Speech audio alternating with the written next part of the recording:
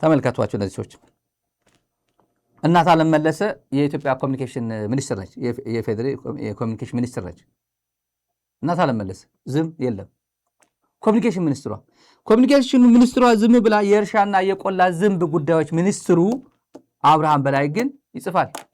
ህወሓት ጀመረው ጦርነት። ህወሓት ቡድኑ ዛሬ ቀደም አጀንዳ አድርገነው ነበር እንደምታዩት ነው። ኋላ ቀር ቡድኑ ይላል።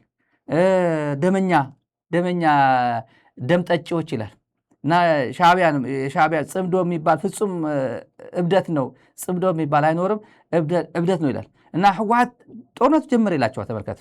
በሸሬና በኩል ሁለተኛ መስመር ላይ ብሸነኽ ማለት በሸሬና አቅጣጫን ኩናት ጀምሮ ይላል፣ ጦርነት ጀምሮ ይላል። ያውቋል እኮ ማን እንደጀመረ ለምን እንደተጀመረ እየነገርኳቸው። ይሄ አብይ አልተናገረም፣ እናት አለም መለሰ አልተናገረችም። ሚኒስትር ነች ብዬ ነው ኮሚኒኬሽን ሚኒስትሯ። መከላከያ ሚኒስትር አይሻ መሐመድ አልተናገረችም። ይሄ ማን ነው? የቆላ መስኖ የቆላ ዝንብ ጉዳዮች ሚኒስትር። የቆላ ዝንብ ነው የቆላ እንስሳ ምናምን ሚኒስትር የመስኖ ምናምን ይመለከታል ወይ ብትሉት ትግርኛ ነው የሚያወራ፣ በትግርኛ ነው የሚጽፉት በትግርኛ።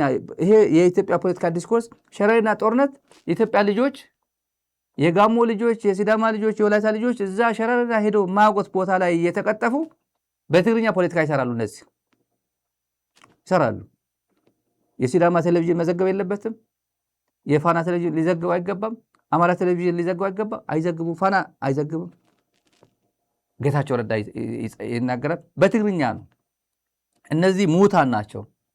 ከሙታን ማህበር ሄዶ 12 40 ምናምን ስላለፈ ነው እንጂ ሙታን ናቸው። እነዚህ ለማን የምታገለግሉት ቢባሉ አብይኗ ወሬ ተንቦ ጨርቀናል፣ ተበላሽተናል። ከዛ የአብይ ዕድሜ እውነት እኔ ለአብርሃም አልይዝለትም፣ ለዛ ሙትቻ ነው እንጂ ለዛ ሙትቻ ማለት ነው። እነዚህ ጌታቸው ምን ብሎን ነበር? ወሳኝ መረጃ ልስጣቸው። አማርኛ 20 ሰከንድ ሸረሪና መብታቸው ነው አለ። ያ ቲዲኤፍ የኛ ሰራዊት በረግራች የኛ ሰራዊት ነው የሚለው ሱዳን ያለው ሰራዊታችን ይላል። ሱዳን አለ ሸረሪና ሱዳን አለ። ሱዳንና ኢትዮጵያ ተዋግቶ ቢሆኑ ኖሮ እንዳለ ኢትዮጵያ የዓለም ሚዲያ ይንጋጋ ነበር አይደል? ሱዳን ስላልሆነ ነው። ሸረሪና ማለት ኢትዮጵያ ነው፣ ምዕራብ ትግራይ ነው፣ ኢትዮጵያ ምድር ነው። ለዛ ነው አቴንሽን አላገኝ ኢንተርናሽናል አቴንሽን ሊያገኝ አይችልም። ምን ብሎ ነበር? ሸረሪና ሆኖ ቢዋጋ ለምዕራብ ትግራይ ነው፣ ለይት ቤት እንትን አለው አለ። ትክክል ነው አለ። ለምንድን ነው ወደ አሶሳ አካባቢ ሊመጣ የሚችለው ይላል። እንደዛ ነው። አሁን ደግሞ ሸረሪና የኢትዮጵያ ሰራዊት ሄዶ መከላከያ ጥቃት ሲፈጽምበት ሸረሪና ለምን ይዋጋሉ? ወጣቶች ወይ አትዋጉ ይላል። የምር እነዚህ ሰዎች እኮ ላሰማችሁ ዝም ብሎ የተረሳ ይመስላል። ስሙት። እንቅስቃሴ ውስጥ ስደተኞችን ፕሮቴክት ለማድረግ አይደለም። ደማዚን ሄደህ ውጊያ የምትከፍተው ምን ልትሰራ ነው? ሸረሪና ብትዋጋ ምዕራብ ትግራይ ልመለስ ብለህ ደማዚን ሄደህ ኩርሙክ ሄደህ ውጊያ የትግራይ ወጣቶችን ማስፈጀት ለምን ዓላማ ነው? እየሸጡ ነው።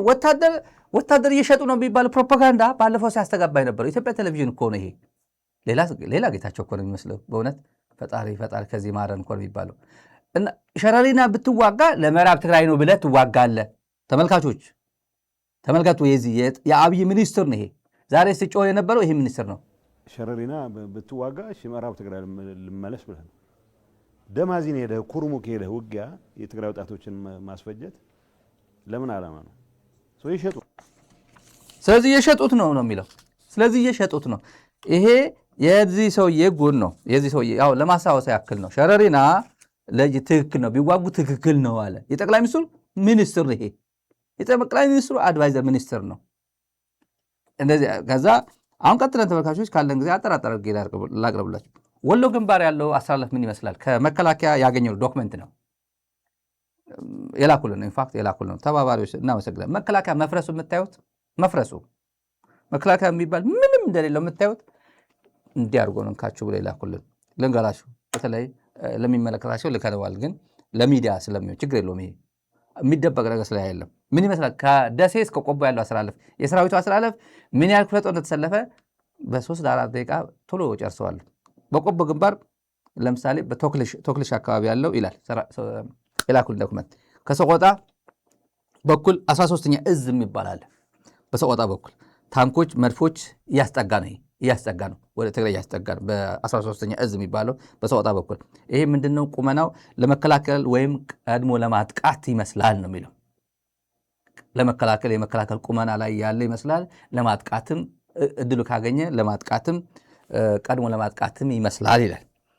ሌላ ደቡብ እዝ የሚባለው ይሄ መለስበታል። 13ኛ ደቡብ እዝ የሚባለው ጭፍራ ግንባር ነው ያለው። ዝርዝር አቀማመጡ ምን ይመስላል? 202ኛ ኮር የሚባለው ቀይ ጋራ፣ ዞብል፣ ባቶኒ የሚባል ሰፊ ቦታ ተዘርግቷል። እስከዚህ ቦታ ተዘርግቷል። ይሄ የመከላከል ቁመና የያዘ ነው ይላል።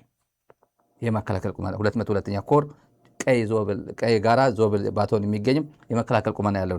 ከዚህ ውስጥ ደግሞ እነዚህ 21ኛ ክፍለ ጦር የት ነው ያለው? ዞብል ነው ይላል። 21ኛ ክፍለ ጦር ዞብል ነው። 86ኛ ክፍለ ጦር ባቶኒ፣ ወከር አደ የአፋርኛ ቋንቋ ስለሆነ 76ኛ ክፍለ ጦር ባቶኒ እና ወከር አደ የሚባል ቦታዎች ተዘርግቷል ይላል። 30ኛ ክፍለ ጦር ያቤሎ በእግር እየተጓዘ ነው አለ። ዛሬ ሌሊት አድሮ መጥቶ ሊያድር ይችላል። ወደ ሌሊት ይደርሳል አለ። 30ኛ ክፍለ ጦር ከያቤሎ አካባቢ በአፋር ነው ያቤሎ አካባቢ ነው ያሉት። በእግር እየተጓዘ ነው ብሏል።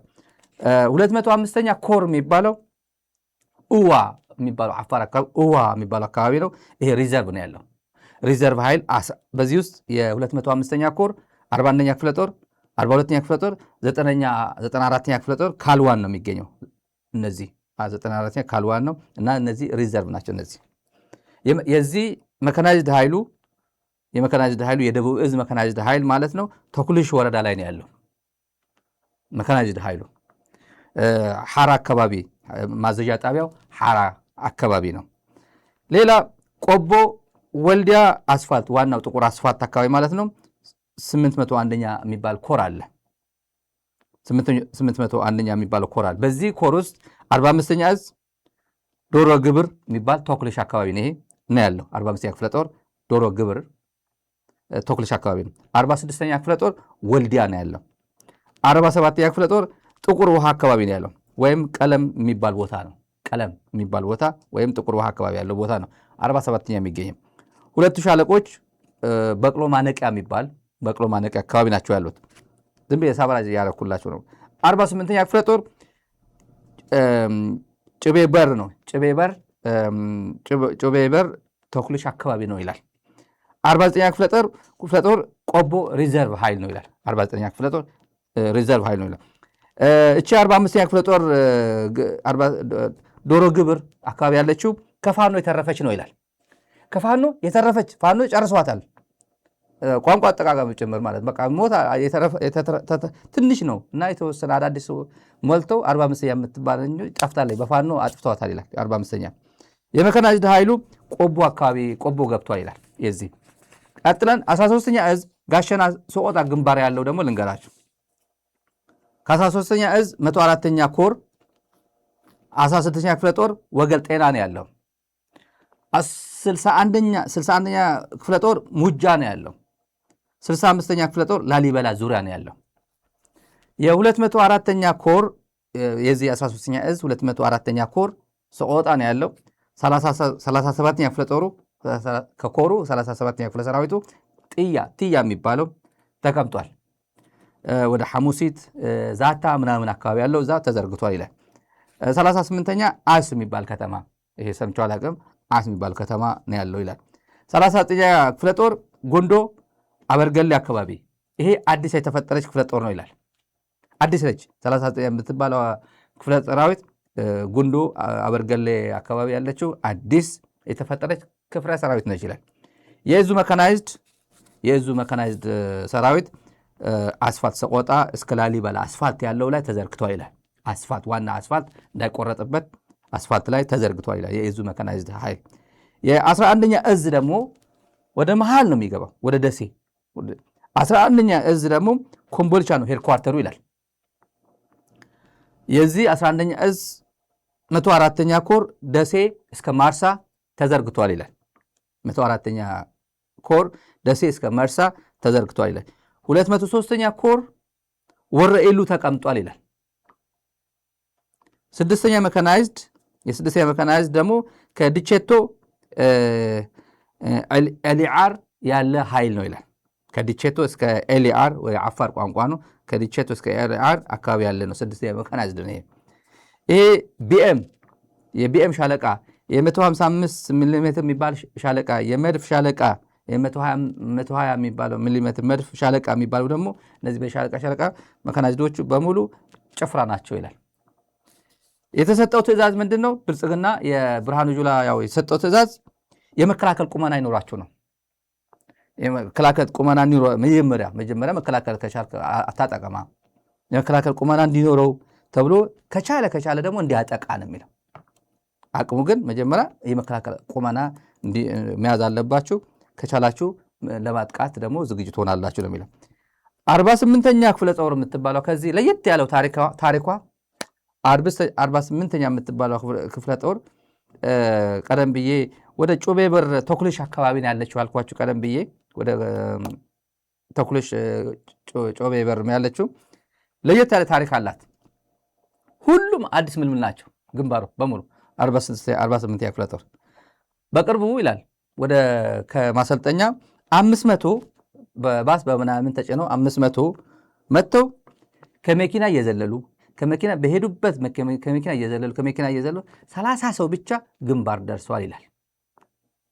ከ500 ሰው 30 ሰው ብቻ ከዚህ 48 የምትባሏ ባዶ እዛ ደርሳል። 30 ሰው ብቻ ወደ ግንባር ደርሷል። ሌሎች በሙሉ መንገድ እየተጠባጠቡ እየጠፉ እየዘለሉ ቀሩ ይላል። የ48ኛ ክፍለ ጦር ታሪኳ ይህንን ይመስላል። ቀጥለን ተመልካቾች የአብይ ጎን እንንገራችሁ። ዛሬ ጊዜ ካላችሁ አንዳንዱ ድምፅ መስማት አይፈልግም። አንድ ሰዓት ቁጭ ብሎ መስማት ድምፁ በጣም ስለሚረብሽ ይደብረዋል።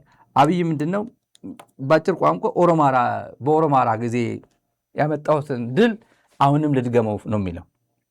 የምታውቁት ኦሮማራ ተብሎ የተጀመረው በኢህአዴግ ጊዜ ቲፒኤልኤፍ አናሸንፈውምና እኛ ግዙፍ ብሔር ነን፣ አንድ ላይ ተባብረን እንተባበር እንጂ አገነስ ይሄ ልናሸንፈው አንችልም። መንስኤው እሱ ነው። መጀመሪያ አነሳሳቸው አንችለውምና አብረን ተባብረን እሱ ላይ ንግጠም ነው የነበር። በፖለቲካ ንግጠም፣ በስብሰባ ላይ እጅ በማውጣት ምናምን ድምፅ መስጠት ምናምን ላይ ስብሰባ ላይ በኢህአዴግ ዲሞክራሲያዊ አይደል እጅ በማውጣት ምናምን አይደለም። እዛ ላይ እንተባበር፣ ሚዲያ ላይ እንተባበር፣ አብረን ነው የነበረው። የኦሮማራ ትርጉም እሱ ነበር እና አሁንም ያ ፍለጋ ፈልጋለሁ ነው አብይ በቃ እያለ ያለው እሱ ነው። አሁንም ኦሮማራ ጊዜ ይምጣልኝ። የምታውቁት ምንድን ነው ያለው? ይሄ ዘመን እኮ መጣ እኮ ሰውየው ኦሮሞ እንደሚጠላ አማራ እንደሚጠላ ሰውየው ደግሞ ደጋግሞ የነገረን ምንድን ነው? ዶክተር ፕሮፌሰር እስቄለም ነግሮናል።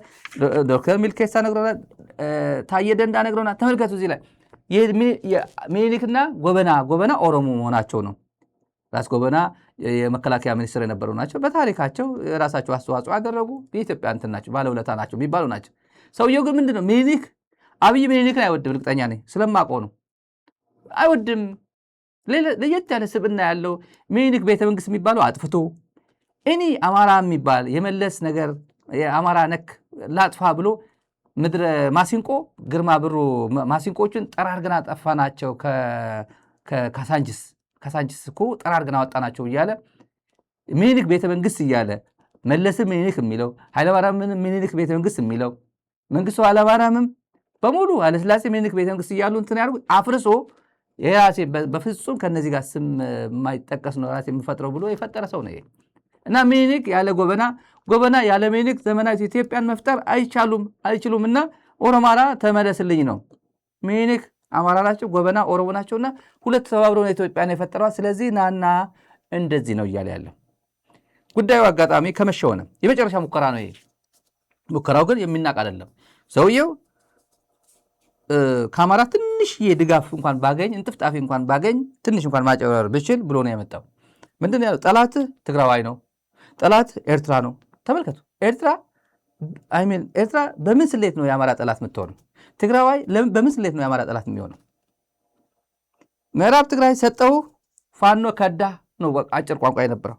እኔን ደግፈኝ የአማራ የትግራይ ምናምን የሚባል ነገር አንደኛ የአማራና የትግራይ ጉዳይ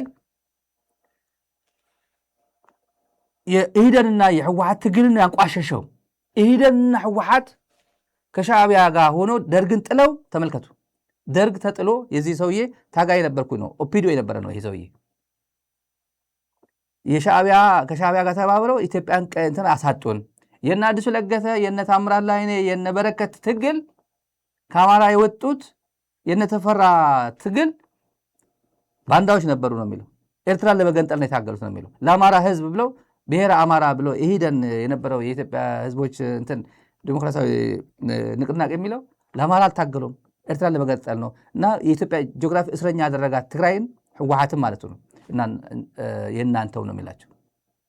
ይህ ሰውዬ ግን ኢትዮጵያዊ ሆኖ በመጨረሻ ሰዓት ሁሉም መሞከር እንደሚችል አይ ነው የቁርጥ ሰዓት ነው እና ትንሽ ምንለው ነገር አለ ተመልካቾች። ትንሽ የህወሓትና የትግራይና የአማራ ትግል የህዝብ ለህዝብ ግንኙነት ቋንቋ አይበግረው ምናምን አይበግረው። ቲዴፍ የህወሓት ታጋዮች ወደ አማራ ክልል ከገቡ በኋላ ወደ እንትን አካባቢ አማርኛ የማይችለው የትግራይ እናቶች አባቶች ወደ ልጆቻቸው ፍለጋ ሲመጡ ማን ሲቀበላቸው ነበር? የአማራ ገበሬ የአማራ እናት ኑና እናስተናግዳቸው ቤታችን እረፉ እያለ በዘፈን አለ ይሄ ዘፈን ነው።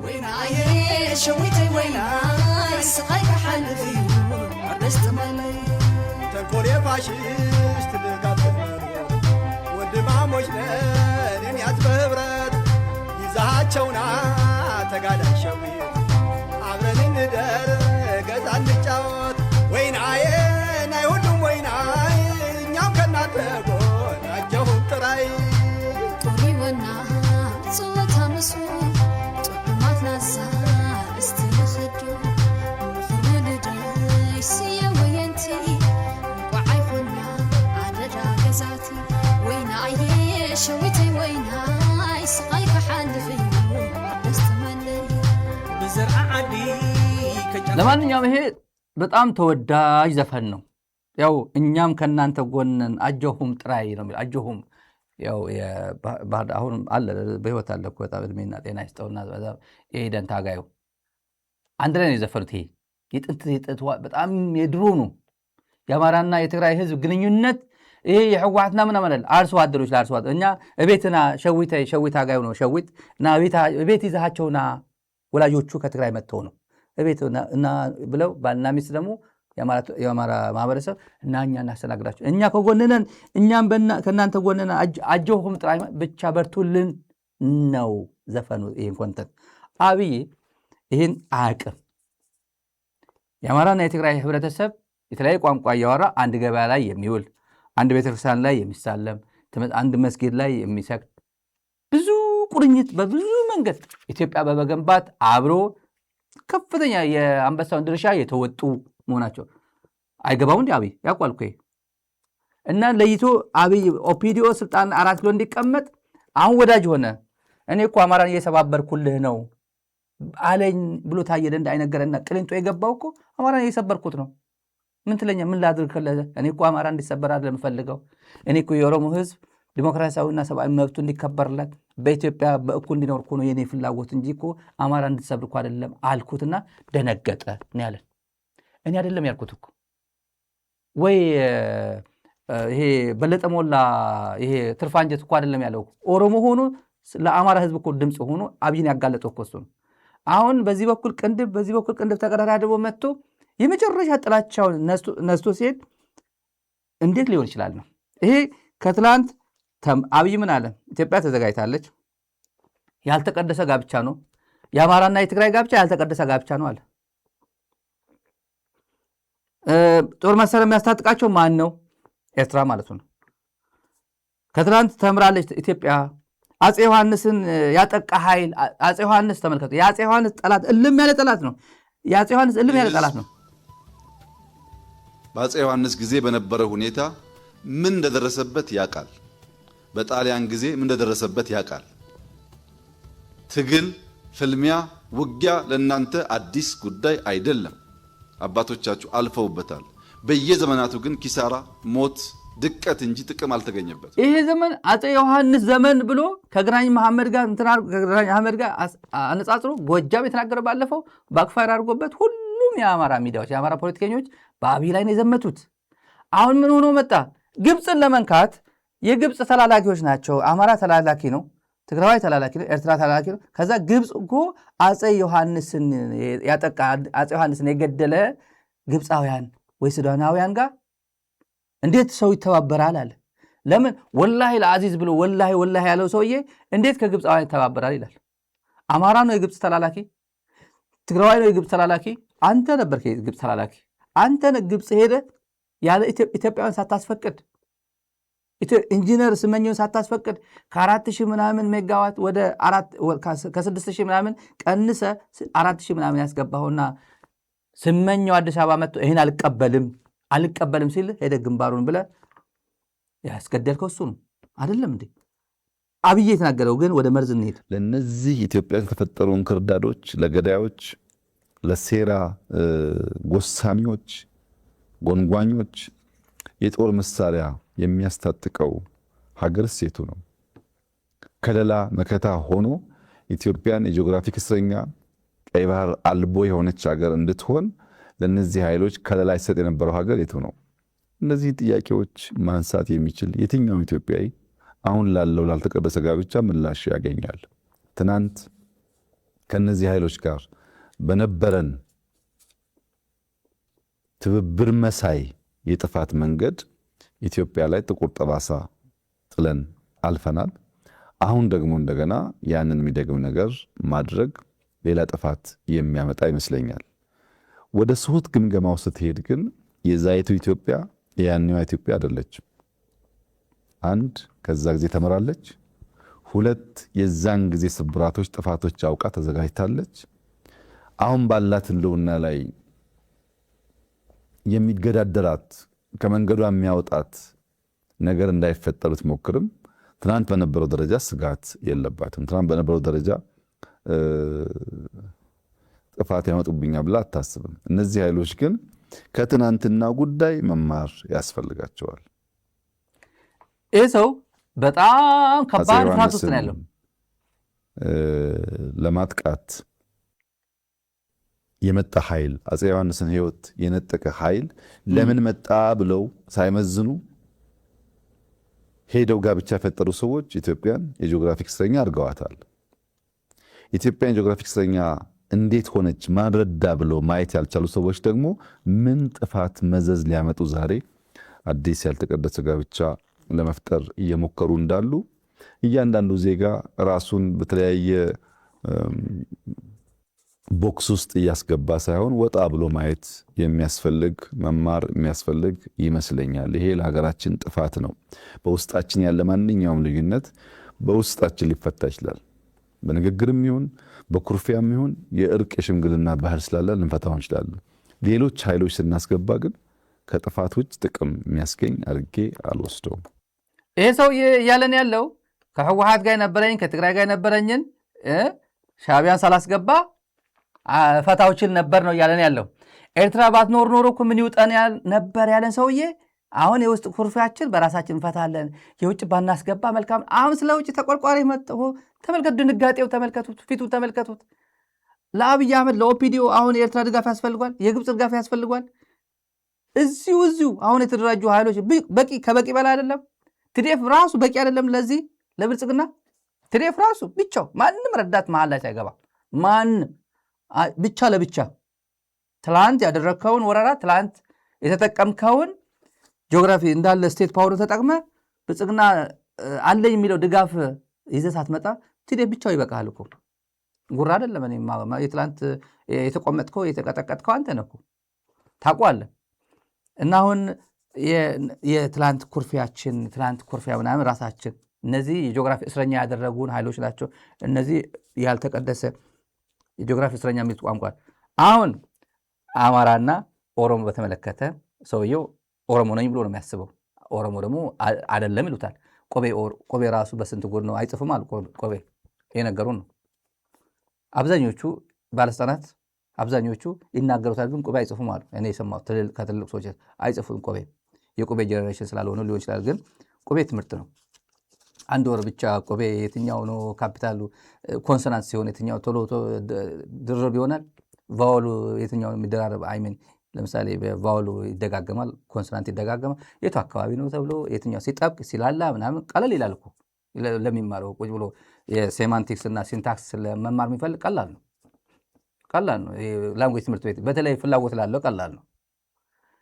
ይሄ ሰውዬ አማራን እየተሰደበ የሚሰደብ ነው፣ በትግራዋይና በኤርትራዊ ነው የሚሰደበው አለ።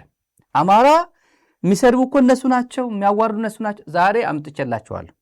የሰውየውን ጉድ ትንሽ እናወራለን። ኩርፊያ ወደ ጸጉራሙ ድመት ወይም ወደሚምዘገዘገው ጭልፊት የሚወስዳቸው ማንኛውም ኃይሎች በምን እምነት ላይ እንደተመሰረተ ያልታወቀ ጋብቻ ስለሆነ በየትኛውም መንገድ ጥፋት ምን ሆኖ ነው እዚህ አካባቢ በሙሉ ጭልፊት ምናምን የሚሉ የለም እኮ ጤና እኮ የለውም እኮ ጤና የለውም እኮ ካልሆነ በቀር ልማት ሊያመጣ አይችልም። ይሄ ደግሞ የትናንትና ታሪካችን ነው። ለመማር ለፈለገ ሰው ትናንት ከነዚህ ኃይሎች ጋር በነበረ ትብብር ኢትዮጵያ በዘመናት ታስተዳድር የነበረውን ቀይ ባህር አጥታ የጂኦግራፊ እስረኛ የሆነችው በነዚህ ኃይሎች ጋር በነበረ ትስስር ነው። ተመልካቾች እዚህ ላይ አማራ ሆይ ይሄ ቀይ ባህር ያሳጣው ማንን ነው? ጌታቸው ረዳ አንተ ቀጣፊ ብሎሃል። ቀጣፊ የዛሬ 500 ምናምን የምትል የት አካባቢ አስተዳደረ ታውቃለህ ብሏል። እሱ ችግር የለውም። ይሄ ግን ያሳጣ ማን? ኢህዴን ነው። ይሄን ያሳጣ ቲፒኤልኤፍ ነው። ከዛ ለማን ሰጠ? ቲፒኤልኤፍ እና ኢህዴን ተመካክረው ለኤርትራ ሰጡት። እነዚህ መጨረሻ ላይ ይመጣል። አማራ ጠላት ይሄ ህብረተሰብ ነው። በእውነት እንቀጥላለን። ተመልካች ከነዚህ ኃይሎች ትስስር ውጪ ኢትዮጵያን ጂኦግራፊክ እስረኛ ማድረግ የሚችል ምንም አይነት ነገር አልነበረም። የኛው እንክርዳቶች ያልተቀደሰ ጋብቻ ፈጥረው አጠቃላይ የዓለም ሁኔታን ፈቅዶላቸው ነው ኢትዮጵያን አሁን ያለውን ትውልድ ሳይሆን በጣም ብዙ ትውልድ ዋጋ የሚያስከፍል ታሪካዊ ጥፋት የተፈጸመው። ከነዚህ ኃይሎች ጋር የሚደረገው ሌላው ሽርጉድ መሰል ጥፋት ከማምጣት ውጪ ለኢትዮጵያውያን ምንም አይነት ጥቅም አያመጣም። ከነዚህ ኃይሎች ጋር የተደረገውን ትብብር ጥቅምና ጉዳት ለመመዘን አንዳንድ ጉዳዮች ብቻ አስታውሰህ ጠይቀህ ከገመገምክ ሁኔታው ምላሽ ያገኛል። የአማራ ህዝብ እንደ ህዝብ በጠላትነት ፈርጆ የአማራ ሁላችሁም ትዊተር ላይ ፌስቡክ ላይ ያላችሁት ይህን ቋንቋ ተመልከቱት። የአማራ ህዝብ እንደ ህዝብ በጠላትነት ፈርጆ ማን ነው? ይመጣላችሁ ተመልከቱ። ሁኔታው ምላሽ ያገኛል። የአማራ ህዝብ እንደ ህዝብ በጠላትነት ፈርጆ የኖረው ማን ነው? የአማራን ህዝብ በድርጅቱ ጽሁፎች፣ ሰነዶች እንደ ጠላት አስቀምጦ እታገለው ያለው ኃይል ማን ነው? የአማራን ህዝብ እንደ ህዝብ በትግል ዘፈኖቹ፣ በፖለቲካ ሰነዶቹ ህዝብን በሚከፋፍል አንዱን ገዢ አንዱን ተገዢ፣ አንዱን በዳይ አንዱን ተበዳይ በሚያደርግ መንገድ የትርክት ስብራት ያልነውን የሐሰት ትርክት ብሔሮች ከብሔሮች ጋር የተጋመዱ የተዋሃዱ አብረው የኖሩ የተጋቡ ሳይሆኑ አንደኛው ያጠፋው አድርጎ የሳለው አሁን የምናየው ጥንቅጥ የፈጠረው የምን ፖለቲካ ውጤት ነው? ይሄ የኢትዮጵያ አሁን የምንጋደል እኔ በድሮን የምቀጠቅጥ አማራ ሆይ እኔ በድሮን የምቀጠቅጥ ቲፒኤልኤፍ የፈጠረብኝ ችግር ነው።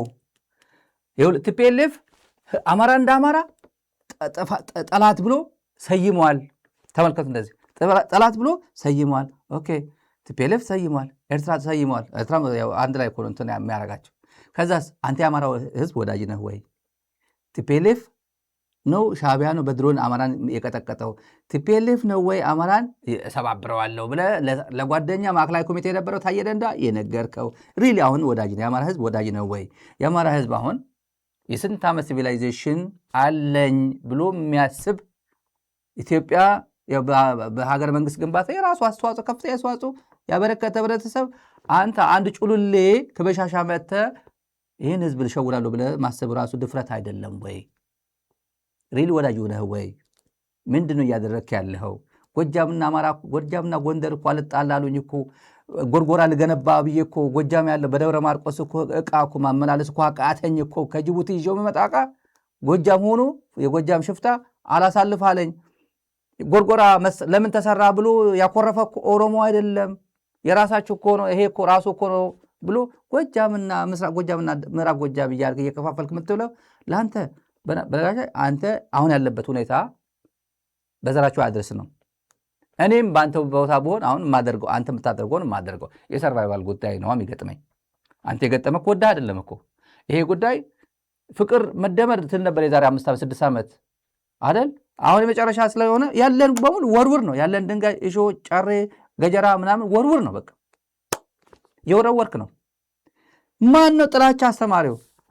ቀጥለን የአማራ ተወላጆች የኦሮሞ ተወላጆች ኦፒዲዮ ዘፈን ስፖንሰር እያደረገ በኢትዮጵያ ንግድ ባንክ ጭምር የተላለፈላቸው አካውንት አለን በገንዘብ ዘፈን ስድብ አማራን የሚሰድብ ለምሳሌ የኦፒዲዮ ስድብ ለአማራ ያ ጃልዴሳ ታውቁታላችሁ። ያ ጃልዴሳ ጎንደሬ ያ ጃልዴሳ ጎንደሬ ማለት ምንድን ነው? አፋን ኦሮሞ የምትችሉ አትፈሩ። ወንድሞቻችሁ አማራ ላይ የተዘፈነ ዘፈን ነው። የጎንደር ዝንጀሮ ሆይ ማለት ነው። ያ ጃልዴሳ ጎንደሬ ብሎ ዘፈን ነው የዘፈን 3 ሚሊዮን ወደ አካውንታቸው የገባው በኢትዮጵያ። ነገ የነገ ሰው ይበላል። ነገ ይዤው እመጣለሁ ረሲቱን የጎንደር ዝንጀሮ ሆይ ይላል። ሌላስ 4 ኪሎ የሚባለው ዘፈን ላይ ምንድን ነው የሚለው? የ4 ኪሎ ምንድን ነው? ድመት የአማራ ህዝብ ምንድን ነው? ሀዱሬ ሌንጫ ሞከርቴ ይላል። ሀዱሬ ድመት ማለት ነው በአፋን ኦሮሞ። ሀዱሬ ፕሮናንሴሽኑ ትክክል ላልሆን ይችላል፣ ግን ሀዱሬ ነው። ሌንጫ ሞከርቴ ይላል። ድመት አንበሳ ለመሆን ሞከረች ነው የሚለው። ድመት አንበሳ ለመሆን ሞከረች። አንተ ድመት ነህ፣ ግን አክቹዋሊ ድመት ነህ። እየሞከርክ ያለው ግን እንደ አንበሳ ነው። 4 ኪሎ ለአንተ አይሆንም ነው ያለው። 4 ኪሎ ለአንተ አይሆንም ነው ያለው። ድመት አንበሳ ለመሆን ሞከረች፣ ሀዱሬን ሌንጫ ሞከርት ያለ ስፖንሰር ተደርጎ ኦፒዲኦ። ይህ እኮ ጤነኛ ዘፋኝ የሚዘፍነው እኮ አይደለም እኮ። ካድሬዎች ገንዘብ ተከፍሏቸው ባይ ዲዛይን ግጥም ተገጥሞ አውጣ ተብሎ ክሊፕ ተሰርቶ ፕሮዳክሽን ተሰርቶ ዩቲዩብ ላይ የሚለቀቅ እኮ ነው። ያየነው እኮ ነው። ስለሚደብረን እኮ ነው። ስክሪን ላይ ቪዲዮ እኮ ማምጣት ይቻላል እኮ ስክሪን ላይ ይደብረናል። ስለሚደብረን ነው። ማን ነው የአማራ ጠላቴ ነው ብሎ የተነሳ ትለው? ማን ነው? የትግራይ ህዝብ ነው። የትግራይ ህዝብ ነው አማራ ጠላቴ ነው ብሎ የሚነሳው። የኤርትራ ህዝብ ነው የትግራይ ህዝብ የአማራ ጠላቴ ነው ብሎ የሚነሳው። መቀመቅ የምትሸኝበት ጊዜ ስለደረሰ የፈለግከው ብታወራ ተገቢ ነው፣ ይገባሃል፣ ያዋጣሃል። ደግሞ ለህልውና ነዋ። የህልውና ጉዳይ ሲገጥም ማንኛውም እጅ ላይ ያለው በሙሉ ትወረውራለህ። አሁን የሚደግፍ ሚዲያ የለም፣ የሚደግፍ ዩቲዩበር የለም፣ የሚደግፍ ሳተላይት የለም። በሙሉ የአማራ ሚዲያዎች በሙሉ ትግራይ በምትወረርበት ጊዜ ከአንተ ጎን የተሰለፈው በሙሉ ተመልሶ ከትግራይ ጎን ነው ያለዋል፣ ከአማራ ህዝብ ጎን ነው ያለዋል። አይዟችሁ ተጋሩ፣ አይዟችሁ ነው የሚለው። በፕሬየርም በጸሎትም በምንችለው በሙሉ እንደግፋለን፣ ከትግራይ ጎን ነው የሚለው፣ ከአማራ ህዝብ ጎን ነው የሚለው። ልክ አዲስ ጦርነት ትግራይ እንደፈበረከ የትግራይ ጦርነት ምናምን ይላል። አማራ ክልል እኮ 3 ዓመት 4 ዓመት እኮ እየለበለብኩ ነው። ኦሮሚያ እኮ እየለበለብኩ ነው። አሁን ግዙፉ ነገሩ ሊቀይር የሚችል የቀጠናውን ሊቀይር የሚችል በጣም ሲግኒፊካንት የሆነ ፓወር ያለው ትላንትም የቀጠቀጠኝ የደበደበኝ እሱ ስለሆነ ይሄ አንዴ ገባ ካለ ነገሩ ይጠላቀቃል ብለህ ስለምታስብ ነው። ቀደም ብዬ ያቀረብኩት ዶክመንት በሁሉ ግንባር ዶክመንቱ ያቀረብኩት ዝም ብዬ እንዳይመስልህ ይሄ ሰራዊት በዚህ በኩል ያለው በዚህ በኩል ያለው። ስለዚህ እንዴት ምን አስተላልፋችን እንዴት አድርገን ነው ይሄን የምናደቀው? እንዴት አድርገን ነው ሳይተኩስ እዛው ሽባ የምናደርገው ስልብ የምናደርገው? እንዴት አድርገን ነው ይሰራበታል ነው። መካናይዝ ብታሰልፍ ቢኤም ምናምን ብታሰልፍ እንዴት አድርጎ እንደሚሰልበው ታውቋለህ። ከተሞክሮ እንደነገርኳችሁ ለመጀመሪያ ጊዜ ዛሬ ኦገስት 1 ነው። በግዕዝ አልያዝኩትም። ኦገስት 1 ነው ዛሬ። የኢትዮጵያ ሰራዊት ሊረሳው የማይገባ ቀን ነው። ሸረሪና የገባው ምልምል አዳዲስ ወታደሮች እየመጣ ዛሬ የቀመሰበት ቀን ነው ዛሬ። መርሳት የለብም ዛሬ ቀን መርሳት የለብም። ይሄ አንድ ጉዳይ ነገሩን ከአዲስ አበባ የነገሩን ነው። ሰው ኢግኖር አደረጉ። የአብይ የትላንት ቃለ መጠይቅ በፍጹም አጀንዳ አላረገው። ጠቅላይ ሚኒስትሩ እንደዚህ ያሉ ጠቅላይ ሚኒስትሩ አንደኛ የለው ሰው ደንግጧል። ፊቱ ላይ ይሄ ይጨማደዳል። እንደገና ይሄ ፋውንዴሽኑ ምናምኑ የተደረገበት ፊቱ ምናምን አያምርም። በቃ የሆነ ነገር ወይ አለርጂ ሆኖበታል። የሰራችው ሴትዮ እንደዛ አይደለም። በቃ እንደ ጭራቅ ሆኖ እንደመጣ ነው የሚቆጠረው።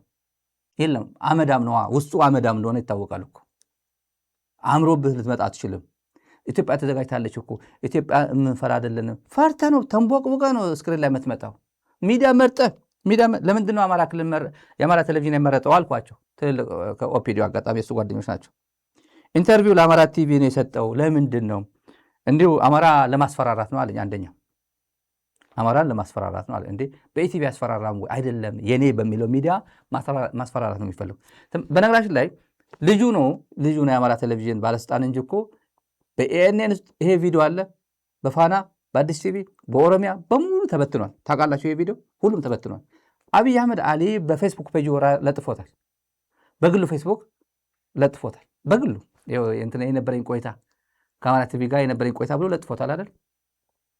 እንደምንም በቃ ሰው አላይም ስላለው ያው ኦዲየንስ ፍለጋ በሁሉም ጋር ይለጥፏል። ከዛ ምን አስታወሰኝ፣ እኔ ትዝ ያላለኝ ነገር በኋላ ትዝ ያለኝ አምባቸው የተገደለ ቀን እነሰዓረ ተገደሉ ብሎ እንትን ሲያደርግ እነሰዓረ መጣበታለሁ ሌላ ጊዜ የእነሰዓረን መጣበታለሁ። ገና ጎልጉለን እናመጣዋለን። እነ ሳሞራ ቤት ጭምር ወስደዋለን አለን። ብርሃኑ ጁላ የሚያውቀው ታሪክ ማውራ ይሄ መጣበታለን። አብይ እንዴት አድርጎ ይሄን ጀግናችን ወንድማችን እንዳጠፋ እንዳምባቸው እንዴት አድርጎ እንዳጠፋ፣ በተለይ ደግሞ የጀራ ሰዓረ የጀራ ገዛኢ አበራ በጣም ይከነክናል። ለማ ትግራዋይን ያዳ ነው። ትግራዋይ ጀነራል ያዳ ነው። ለማ ሂዝ ኦልዌይስ ግሬትፉል። ሚዲያ ላይ ፍቃድ ስላልጠየቁ ነው እንጂ ለማን ያዳ ነው ትግራዋይ ነው። ትግራዋይ ጀነራል ያዳ ነው። ለማ ተፈልጎ ነበር በዛ ሰዓት። ያዳ ነው ትግራዋይ ጀነራል ነው። የሚያውቀው ይመስለኛል እሱ የሚያውቀው ይመስለኛል። ለማ ይቅርብኔ ሰው ያው ለማ ያው አብይ እንዴት አድርጎ እንደሚያው ስለሚታወቅ ምናልባት ቤተሰብ ካለው ብዬ ነው አገር ቤት እና አምባቸው ሲገደሉ አማራ ቴሌቪዥን የጠራው አለኝ። ከፈለክ ዩቲዩብ ላይ ገብተህ ይኸው ሲለኝ እውነት ነው አማራ ቲቪ ነው። ምን አለ ፋናና ኢቲቪ ጠርተናቸው ሌሊት ስለሆነ ምሽት ስለሆነ ራቀባቸው። አማራ ቲቪ ግን ቤተ መንግስት አካባቢ ስለነበሩ ቶሎ ደረሱ እነሱ። ለዛ ነው ለነሱ የሰጠነዋል። አማራ ቲቪ አማራና ኢቲቪ እና ፋና ጠርተናቸው አልመጡም። ራሱ ተናግሯል እኮ ተመልከቱ። ፋና እንዲሁ በሄሊኮፕተር ይደርስ ነበር ኢቲቪ ቢጠራ። ፐርፐዝሊ አምባቸው ጉዳይ ሲመጣ አማራ ቲቪ የጠራበት በምክንያት ነው እና አሁን ተመሳሳይ ነው ያለው። አሁን ተመልካቾች የአብይ አዳኝ አሁን ማን ነው? ዘርዘር አድርገን እንውጣ። ወደ የትላንት ባንዳዎች ምናምን የሚላቸው እንሂድ። የአብይ አህመድ አዳኝ ማን ነው? እዩ ጩፋ ነው? ዝናሽ ነች? ብርቱካን ነች? ማን የሚባል ነቢይ ምን የሚባል ቅዱስ ነኝ የሚል ሰው ነው የሚሆነው ወይ መልአክ ነው የሚሆነው? ማን ነው ሊያድን የሚችለው ነው? ከሃዲው ሰው በሌታ የጥላቻ አባት አብይ አህመድ ትላንትና አስታውሰው እንዴት 4 ኪሎ እንደተቀመጠ። 4 ኪሎ ለመቀመጥ የኤርትራ መንግስት የኤርትራ ሰራዊት ኃላፊነት አለበት። ዛሬ ድረስ እንድንጮህ ያደረገን የኤርትራ ሰራዊት ኢንቮልቭመንት ነው። ራሱ የገባበት ራሱ 4 ኪሎ ያስቀመጠው ነው። ራሱ ኮንትሪቢዩት ማድረግ አለበት። ያደርጋል ደግሞ ጥርጥር የለውም። እዚህ ሁሉ ስቃይ የኢትዮጵያ ስቃይ የተራዘመው 4 ኪሎ ቲዲኤፍ መጥቶ ሊያጠፋው ሲል ኢንቮልቭመንት ነው። ትንሽ ታሪክ ወደ ኋላ እናርግና ወደ የሐሰተኛ መረጃ ዛሬ የተለቀቀው ሐሰተኛ መረጃ እነግራቸዋለሁ። መጀመሪያ ግን የአብይ አዳኝ ማን ነው? ኤርትራኖች በዚህ ጦርነት ላይ በተለይ በመጀመሪያው ዙር ጦርነት ላይ ኤርትራውያኖች ባይገቡ ኖሮ የኢትዮጵያ መከላከያ ኮምፕሊትሊ ኮላፕሳል። 70% የኢትዮጵያ መከላከያ የነበረው ኤርትራ ውስጥ ነው። ሰሜን ዕዝን መጥተው ኤርትራውያኖች ባይገቡ ኖሮ በአንደኛው ዙር ጦርነት አሁን ጠቅላይ ሚኒስትር ዶክተር ደብረጽዮን ነበር የምንለው ወዳጄ ይነገባል እና ዋንድ ብለን ጨምርበት ዋንድ ደብረጽዮን ኢትዮጵያ ድሮን የሚባለው እጇ ላይ ባይሆን ኖሮ ምንድነው ስሙ የኤርትራ ሰራዊት ታሪካዊ ውለታ ባይፈጽም ኖሮ ይሄ አዲስ አበባ የምንለው ከተማ በህዋት እጅ አይወድቅም ነበር። አዎ ልክ ነው። የኤርትራ ህዝብና መንግስት ውለታ ውሎልን ከዛ አደጋ ሊታደገን ችሏል። ኤርትራን እኮ በደም ነው ውለታ ያዋሉሉ በደም በአጥንት ነው ውለታቸው ምን ከብለው ይኖራል በደም በአጥንት ማን የተከላከለልን ያለው አሁን ኤርትራ ይሄ ዘመን ነበር። ይሄ አሁን ማን ነው አዳኙ ነው? ይሄ አብይ አህመድ አዳኝ ማን ነው? ቀጥለን ተመልካቾች፣ በነገራችን ላይ አንድ መረጃ አንተ ለሰው ነገር ያለ መከላከያ ያለን ያለ ኤንዲኤፍ ዲፕሎይድ ቡሬ ኤንድ ማንዳ አሰብ ፍሮንት የነበረው ሙሉ በሙሉ ለቆ ወደ ጭፍራና ቆቦ ፍሮንት ነው የሄደው። there is no army left in the Afar Eritrean border ነው የሚለን እና the military build up in ያሎ ጨርጨር front is intensified በሙሉ ወደዛ ሄዶ ቀይ ባህር እያለ ፕሮፓጋንዳ የሚነፋው ቀይ ባህር ምናምን እያለ ቀይ ባህር አካባቢ ወደዛ አካባቢ የነበረው ሙሉ ለቆ ቡሬ ማንዳ ግንባር ለቆ ወደ ጨርጨር ምናምን አካባቢ ነውና ወደ መቀለ በዛው አካባቢ ቆርጣል ብሎ ወደዛ አካባቢ ያሰባሰብ ነውና በዛ አካባቢ ነበር ወደ ኤርትራ ሲያስፈራራ ነበር በብሎ ተጠራርጎ ወደዚህ አካባቢ መጥቷል ብሏል። እና ጥሩ ነው ወደዛ ቀለላ ሁሉም ነገር ቀለለ ሚሊየም ቀለለ ማለት ነው። ለሐጂ ኢብራሂምም ሌሎቹ ቀለለላቸው ማለት የሐሰተኛ መረጃ ልንገራችሁ። ዛሬ ሶሻል ሚዲያ በዚህ አጋጣሚ ይሄን አይታችሁታ? ዛሬ ካላያችሁት ይሄ ነው አይታችሁታ? ሐጂ ኢብራሂም እና ዘመነ እና የአፋር ኮሎኔል እንትና የሚባል ነው አንደኛው የአፋር ወደ አፋር ትግል የተቀላቀለው ዘመነ ካሴ እና የሐጂ ኢብራሂም ያው ትንሽ ካላያችሁት ብዬ ነው ካላያችሁት ውሸት አንድ ውሸት ላሳያችሁ። ሲዋሹ ደግሞ ከራሴ ወሰዱት። ከራሴ አንደኛ በተለይ ተጋሩ እዚህ አካባቢ የምትሳተፉ ከሆነ ይቅርባችሁ። መጀመሪያ መረጃው ላሳያችሁ። ውሸት ከሆነ ዝም ብዬ ከራሴ ትዊተር ነው የወሰዱት። ከራሴ ትዊተር 2000 አይ ቲንክ እንትን አድርጌ ይሄ ቪዲዮ ነው። ይሄ ቪዲዮ ተመልከቱ። ቲኤምኤች የመሪካፋ